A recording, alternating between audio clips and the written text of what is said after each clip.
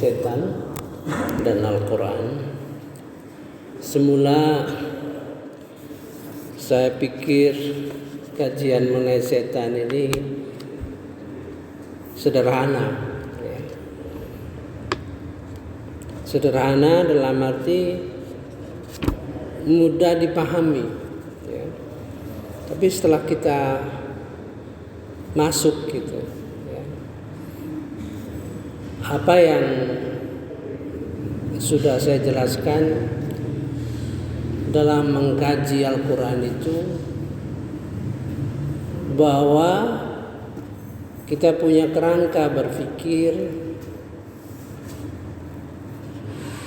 mengarah pada semua ayat-ayat Al-Quran ini menuju arah ketakwaan. Itu yang kita menjadi agak mendalam, ya. Di dalam dua topik yang kita bahas, ya. Satu, bahwa Adam itu dikatakan oleh Allah Subhanahu wa taala dia mudah lupa, ya, mudah lupa. Kemudian dia tidak kuat, tidak menunjukkan semangat. Jadi kita nggak bisa begitu saja menerimanya, gitu, ya. Maka kita harus mengambil ayat-ayat lain, kira-kira, untuk melawan, ya, dari kelupaan itu. Begitu juga dari kelemahan, tidak ada semangat. Maka kita temukan bahwa kalau kita nggak mau lupa, ya, maka kita harus belajar terus menerus, ya. Sebodoh-bodohnya orang, kalau belajar yang terus menerus, insya Allah jadi tajam, ya. Sudah itu menggambarkan supaya kita bersemangat, ya. Apa yang menyemangati kita? Dalam Quran kita ingin menjadi orang takwa, gitu kan? Siapa saja mau orang takwa, gitu ya. Karena orang takwa itulah satu-satu yang diselamatkan oleh Allah Subhanahu wa taala, ya. Dan orang takwa itulah punya keuntungan yang banyak, yang selalu dibicarakan dalam khutbah-khutbah Jumat, ya. Orang takwa itu akan menerima rezeki yang tidak diduga-duga, ya. Akan diampuni dosanya dan sebagainya, ya. Tapi yang paling menyenangkan adalah Allah menyatakan bahwa semulia-mulia orang di sisi Allah itu yang paling takwa. Inna akramakum indallahi atqakum. Kalau Allah mengatakan itu yang paling mulia adalah orang yang paling takwa, kalau itu dikatakan di dalam Quran, tentu ada pemecahannya. Nah, maka kita cari, ya, kita susun ayat-ayatnya sehingga untuk mencapai sesuatu yang tinggi, yang mungkin dicapai oleh seorang hamba Allah dan memang harus kita cita-citakan, maka dia akan menapaki tingkat takwa yang berkelanjutan. Nah, itu, ya. Jadi di situ ilmunya Al-Quran itu di situ, ya. Kemudian di surah Al-A'raf kita mendapat tantangan, ya. bagaimana setan itu sungguh betul-betul merusak jantung kita gitu. Ya. Kalau kita nggak awas, kalau ayat ini lewat saja begitu saja, ya. Yang dirusak itu adalah yang selalu kita minta di dalam sholat. Iyyaka na'budu wa iyyaka nasta'in. Engkaulah yang kami sembah dan Engkaulah yang kami minta pertolongan. Ihdinas siratal mustaqim. Kemudian tunjukilah kami jalan yang lurus. Itu yang mau dihantam oleh setan itu, ya. Dia akan merusak siratal mustaqim, jalan yang ini bicara langsung kepada Allah Subhanahu wa taala. Siratal mustaqim, jalan lurusmu. Satu. Kedua, wala tajidu aktsarahum syakirin. Engkau tidak akan dapat kebanyakan mereka orang-orang yang bersyukur. Ini dasar ini, ya kan? Jadi perlu kita cari apa itu jalan lurus. Nah, di dalam Al-Quran itu ada sekitar 6 atau 7 ya. Ujungnya siratal ladzi atau ila siratal ladzi, ya. Menuju jalan yang lurus. Ada berapa? Nanti kita lihat satu persatu ya. Kalau pengertiannya sudah saya sampaikan semalam subuh tadi ya. Ada 5 pengertian ihdinas siratal mustaqim itu, ya. Ada 5. 1 arti harfiah ihdinas siratal mustaqim, 1 ya, jalan lurus. Ihdinas siratal mustaqim dari sisi balaghah, ya. Nah, itu aja jalan lurus, lempeng dan menanjak. Karena yang dicapai itu qawama, tegak berdiri lurus. Jadi itu. Kemudian dalam sisi ilmu yang kita harapkan adalah ilmu amalia dan amal ilmiah, ya. Ilmu amalia itu artinya ilmu yang diamalkan, ya. Ilmu yang diamalkan, amal ilmiah, amal yang didasarkan pengetahuan, gitu.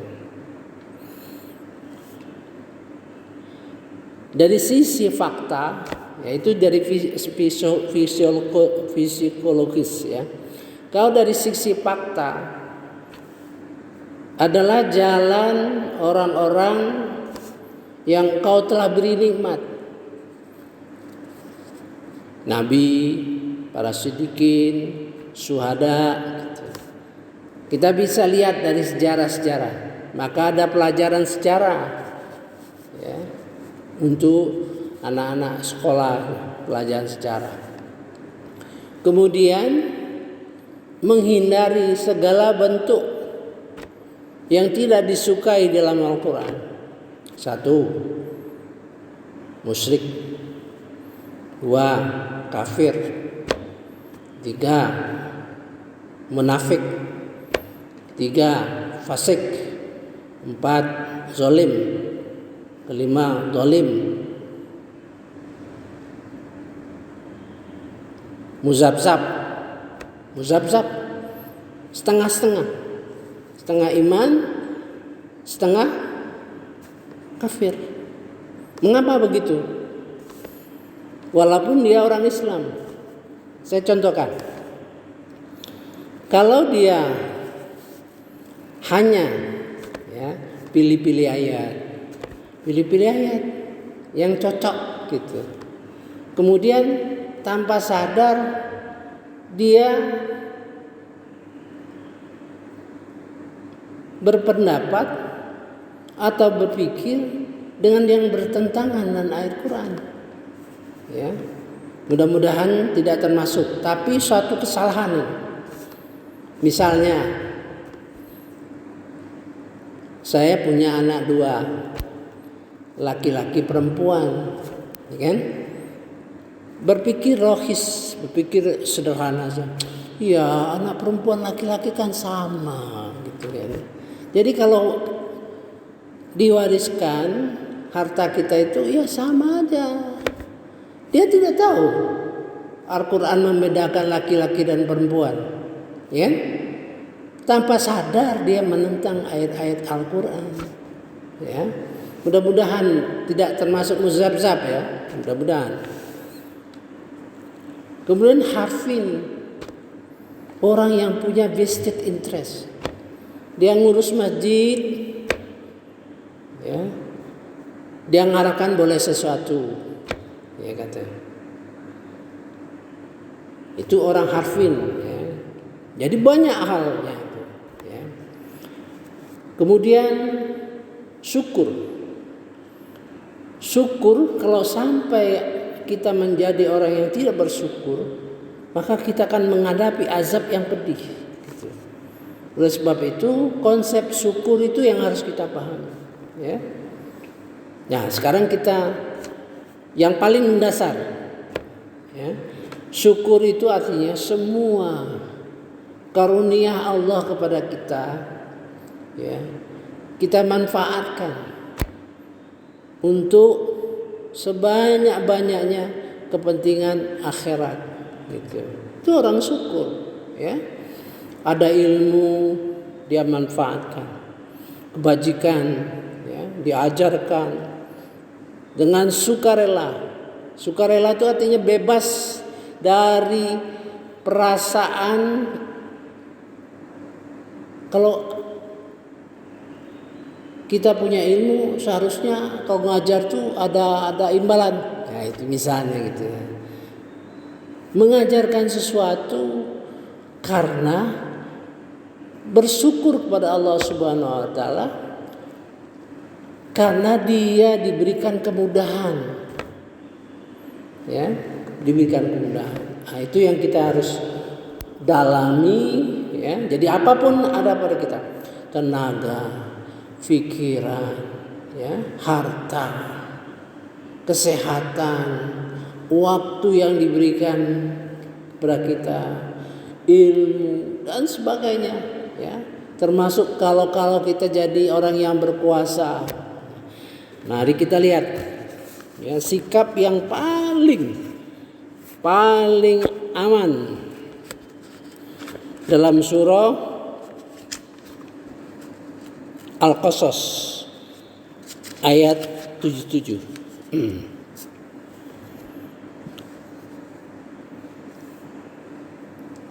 A'udzu billahi minasyaitonir rajim. Bismillahirrahmanirrahim.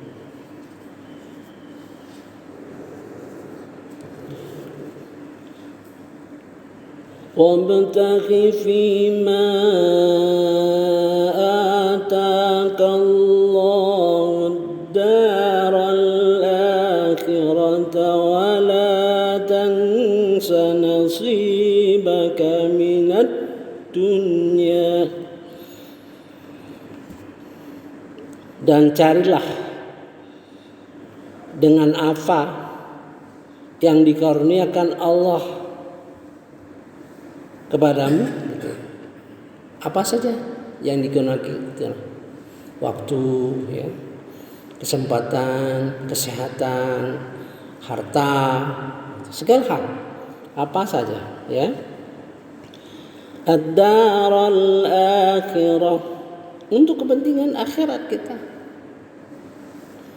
Wala tansa nasibaka minad dunya, dan jangan kamu lupakan bagianmu di dunia ini. Seandainya, ya, Tidak ada potongan kalimat ini, berarti semua untuk kepentingan akhirat. Tapi jangan lupa kepentingan kamu di dunia. Kemudian wa ahsin kama ahsanallahu ilaik. Ini yang dahsyat gitu ya. Berbuatlah baik ya, berbuatlah baik seperti Allah berbuat baik kepadamu. Bayangin ya. Kita harus merasakan bagaimana baiknya Allah kepada kita. Kalau tidak pernah merasakan bahwa Allah itu baik sama kita, tidak akan mungkin kita berbuat baik kepada orang sebagaimana Allah berbuat baik pada kita, gitu ya. Nah, ini yang jadi perlu kita perhatikan. Jadi seandainya kita bandingkan saja, kita dapat rezeki tiap hari ya, dengan mudahnya ya, karena sumber-sumbernya memungkinkan. Kita katakanlah dapat 2 juta satu hari, 2 juta satu hari, gitu kan?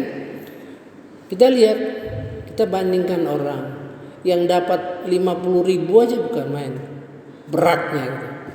Berkuli. Terasa enggak? Terasa enggak kita boleh 2 juta sehari itu? Bagaimana baiknya Allah kepada kita, ya kan? Nah, itu mendorong kita ya. Mendorong kita berbuat baik juga kepada orang sebagaimana Allah berbuat baik kepada kita. Ya. Contoh. Jadi sikap kita jadi pemurah, jadi memberi dengan ringan, gitu. Ya, wa ahsin kama ahsanallah. Ya. Kemudian seandainya kita ini jadi orang pintar, ya, tampaknya mudah sekali kita belajar agama, gitu, belajar agama. Karena otak kita dikurnia Allah Subhanahu Wa Taala itu kecerdasan. Dengan taufik dan hidayahnya ya, dengan mudah kita mendapat gelar misalnya S1, S2, S3, mudah, tidak sulit ya. Tentu kita punya kewajiban untuk memberikan ilmu kita itu dengan mudah. Itulah yang jadi wa ahsin kama ahsanallahu ilaik. Jadi dirasakan betapa Allah tuh kasih dan sayang kepada kita. Dengan mudahnya kita memperoleh sesuatu, maka dengan mudah pula kita berbuat baik kepada. Kan banyak orang yang menjadi kikir walaupun dia kayaknya dia tuh 2 juta sebulan ya, itu satu hari 60 juta. 60 juta sebulan. Seharusnya dia berpikir, apa enggak saya belanjakan 20 juta ya untuk kebaikan. Nah, ini terkait dengan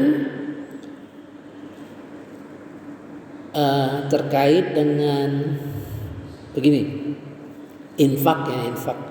Itu ada 7 tingkat ya, infak itu ya. Nanti saya gambarkan orang berinfak. Yang pertama orang berinfak itu bagian kecil dari uangnya gitu ya. Makanya Rasulullah mengajarkan kita supaya terbebas dari gangguan setan, supaya kita berinfak kecil-kecil saja. Lama-lama jadi kebiasaan. Misalnya 10.000, jadi ringan.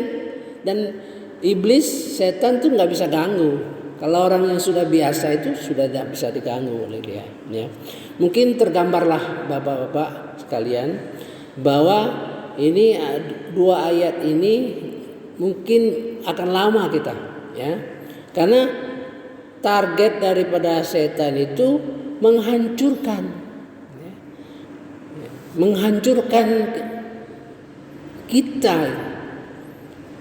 kita jadi tidak bersyukur, maka kita akan menemui azab yang pedih. Menggunakan segala kurnia Allah Subhanahu wa taala itu ke jalan yang bertentangan dengan Allah Subhanahu wa taala.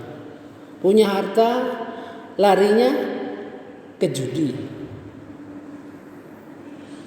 Larinya ke perempuan, larinya macam-macam.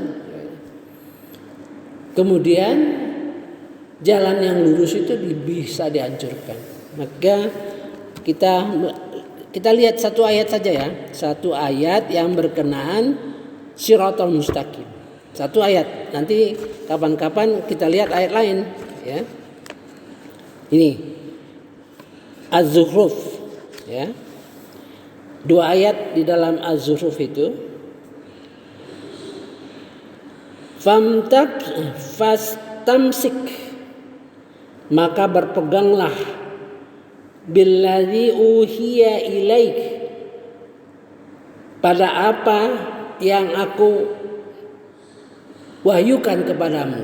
Nah gitu. Artinya wahyu Tuhan, artinya Al-Quran. Ya, berpegang teguh. Innaka ala siratil mustaqim. Sebenarnya itulah jalan yang lurus. Jadi Al-Quran ini jalan lurus, ya, jalan yang lurus. Saya kira itu saja, ya. Mudah-mudahan bisa kita lanjutkan. Subhanakallahumma wa bihamdika asyhadu an la ilaha illa anta astaghfiruka wa atubu ilaik. Wallahu alam. Wassalamualaikum warahmatullahi wabarakatuh. Alhamdulillah.